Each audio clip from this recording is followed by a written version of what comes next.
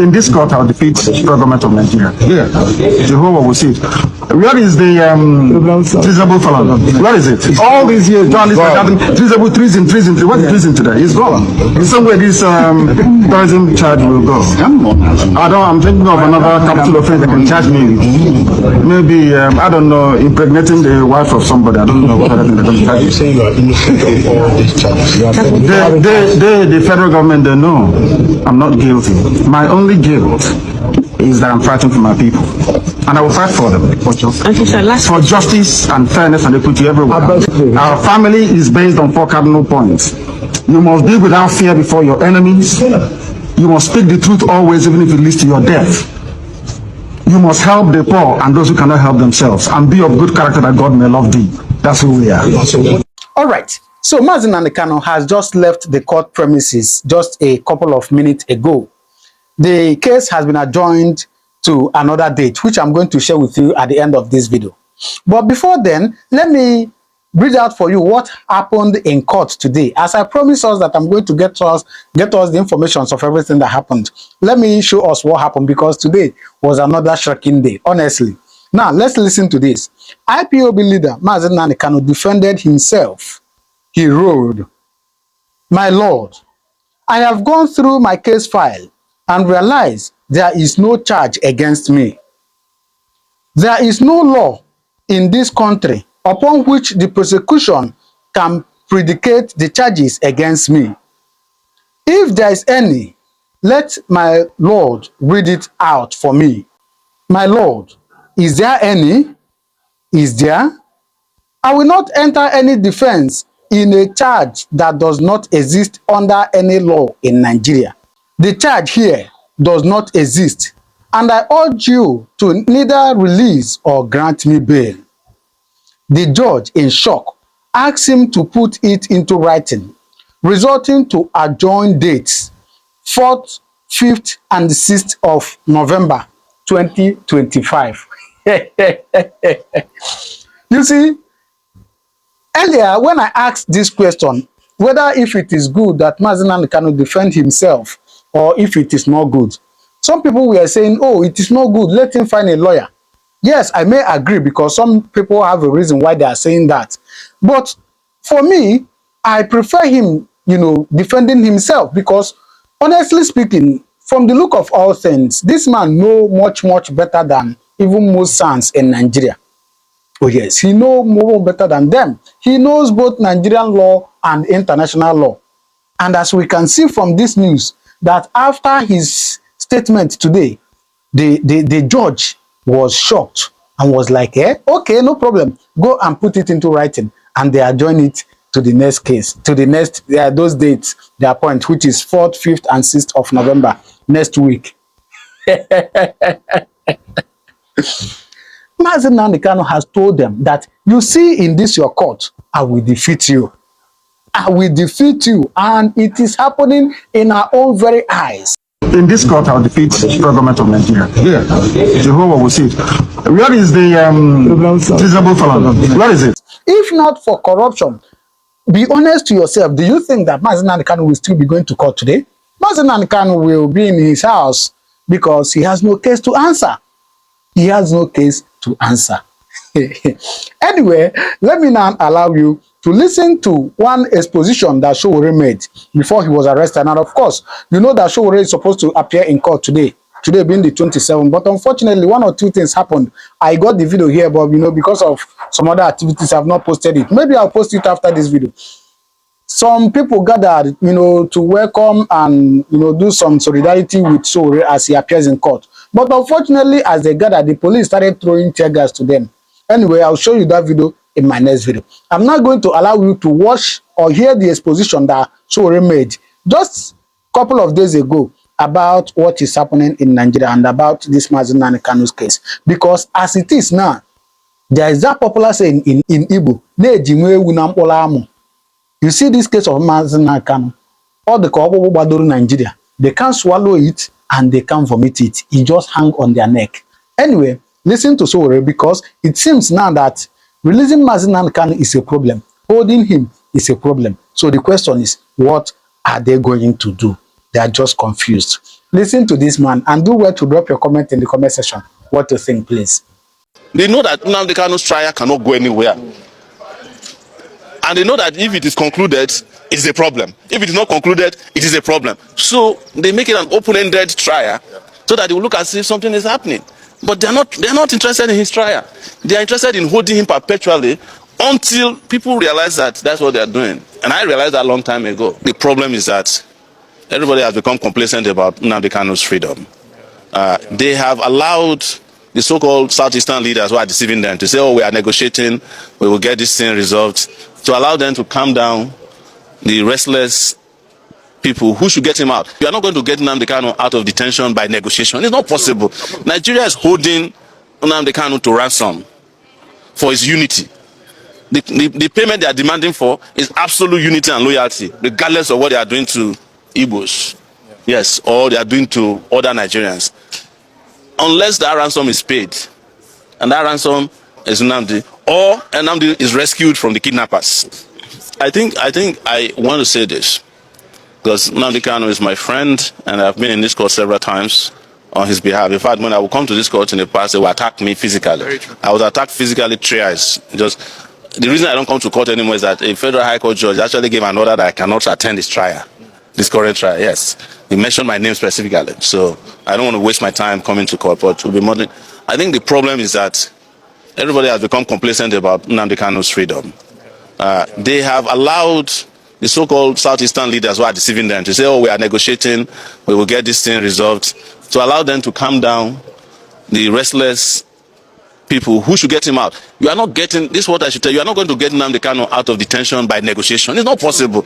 Nigeria is holding Nnamdi Kanu to ransom for his unity. The payment they are demanding for is absolute unity and loyalty, regardless of what they are doing to Igbos, yes, or they are doing to other Nigerians. Unless that ransom is paid, and that ransom is Nnamdi, or Nnamdi is rescued from the kidnappers. Look, all these razzmatazz we are seeing in Nigeria in the courts, Nnamdi Kanu's trial has nothing to do with judges. If the Supreme Court justices decide that Nnamdi Kanu should be freed, he will not be freed. Yes. The DSS will not leave him. True. Because that has happened several times. It's not matter for what they come to do in the courtroom is scripted drama, so that they will give an impression that they know that Nnamdi Kanu's trial cannot go anywhere, and they know that if it is concluded, it is a problem. If it is not concluded, it is a problem. So they make it an open-ended trial so that they will look as if something is happening. But they are not interested in his trial. They are interested in holding him perpetually until people realize that that's what they are doing. And I realized that a long time ago. In fact, when I met Nnamdi Kanu, I used to say, I met him in New York when I was on my way to Nigeria in 2019. At the time I got arrested for revolution now.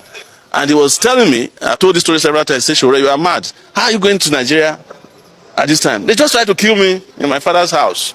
And they killed 20-something people. I barely escaped. I said to him, and it came to pass, if they need you and they want you, wherever you are hiding, they'll come and get you. And that's what they did to him by going to Kenya. They abducted him. Till today, nobody can tell you how Nnamdi Kanu got to Nigeria officially. It was an international kidnap action. And you cannot cure that flaw in his trial. You can't go and kidnap somebody and bring him to court and bring him to trial. But they know what they are doing. So I hope that those who are his supporters and Nigerians who believe in justice will understand that is what he's about. He is a prisoner, not, you can say prisoner of conscience, of course he is, but he's a prisoner to the Nigerian project. The desire to keep Nigeria one, united, undividable. That is his crime. And those kind of crimes are not for trial. You can't get a court of law to convict him for that, because it's not a crime. Of course. And that's why we tell people all the time.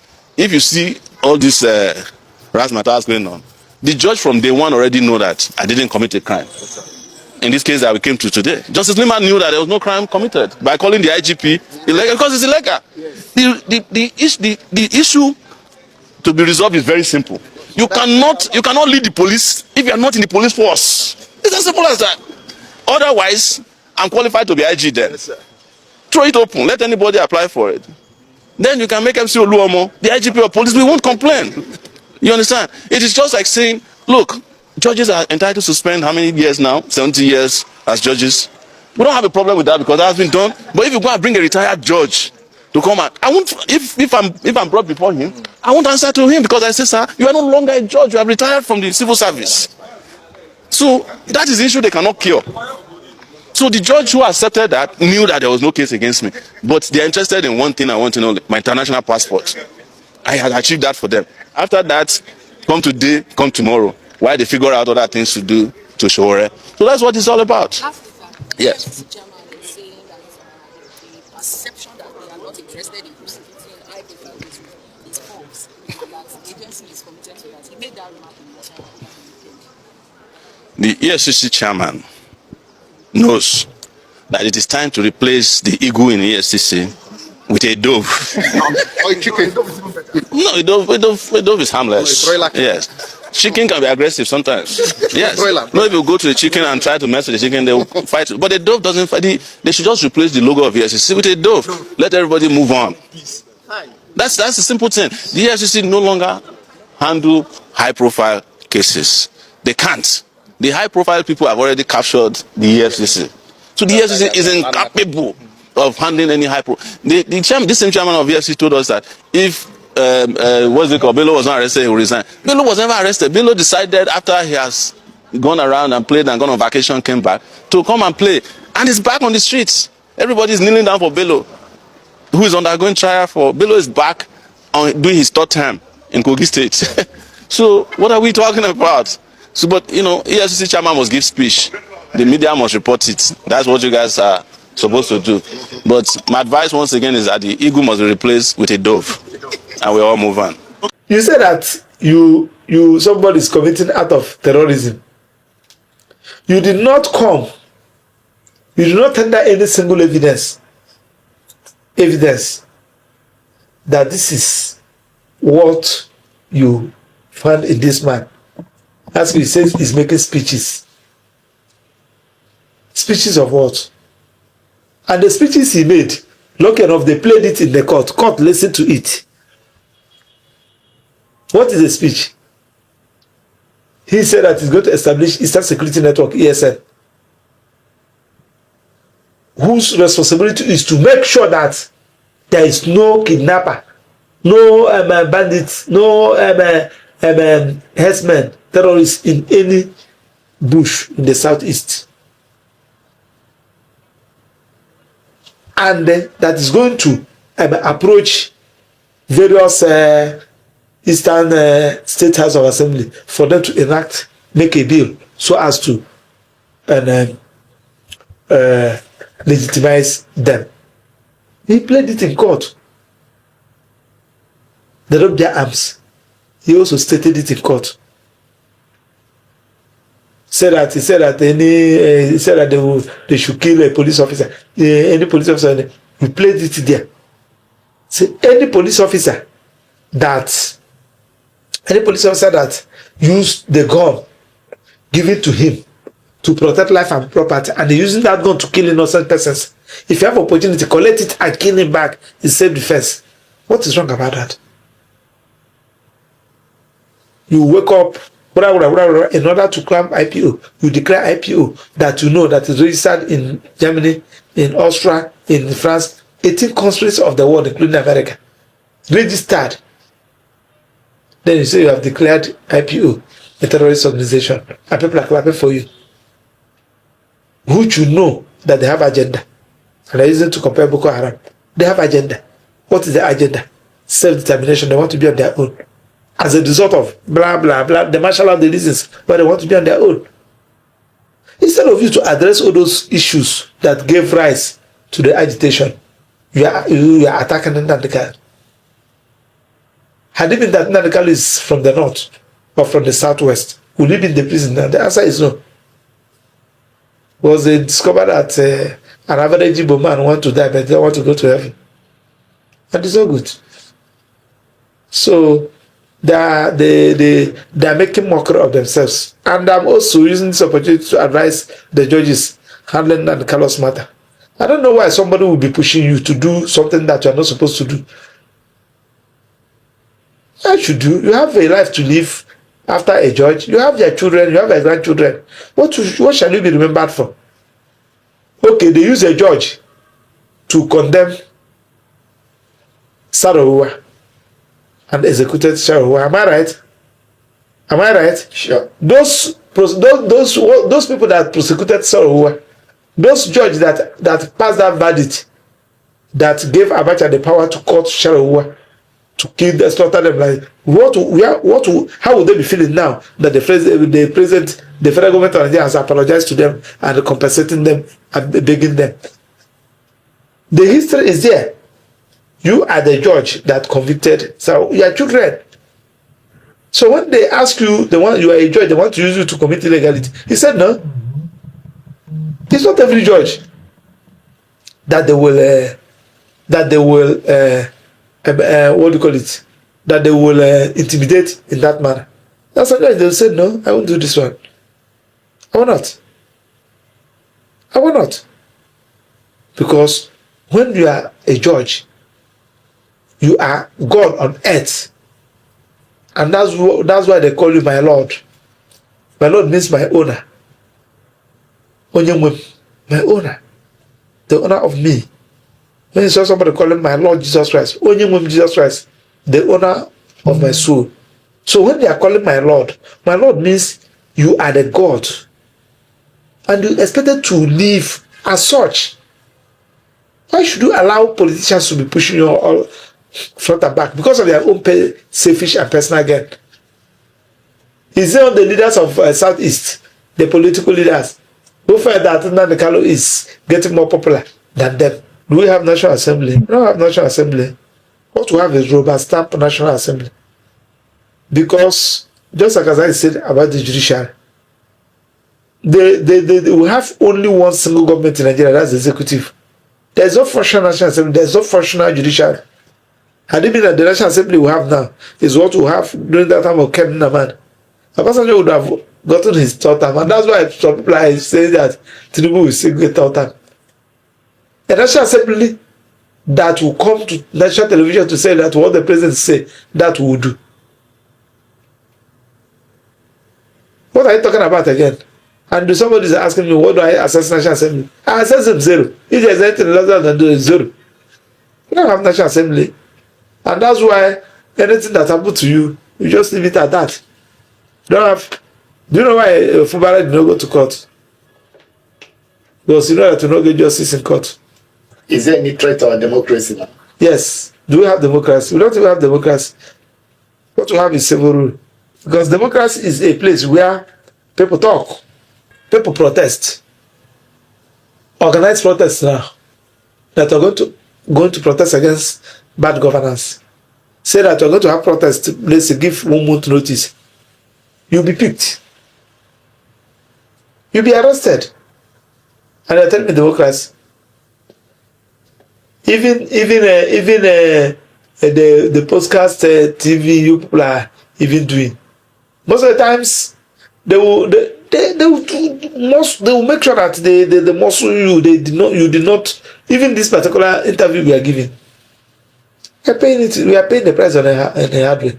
So this is not a democracy. A democracy that. What do you make of it? Drop your comment in the comment section, all right? I'll see you in my next video. Thank you, and may God continue to bless you.